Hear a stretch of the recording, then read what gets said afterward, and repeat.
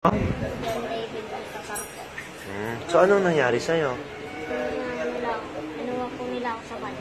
Sa van? Anong van? L300 po. L300. Saan ka kinuha? Sa Tapang Pano.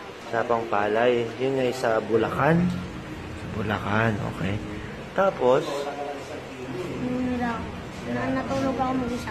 mga ilan silang kumuha sa'yo? Anim po. 6? Dami nila, ha?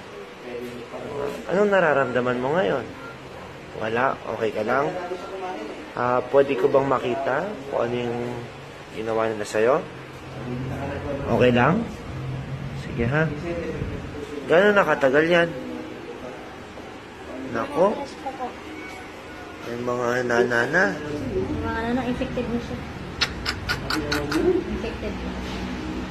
Pero wala ka nararamdaman na iba?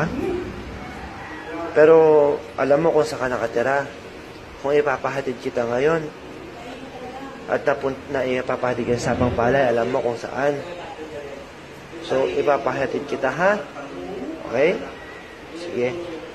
Pero okay ka lang, wala ka iba hindi ka nahihilo, hindi ka masakit ulo, masakit katawan, wala.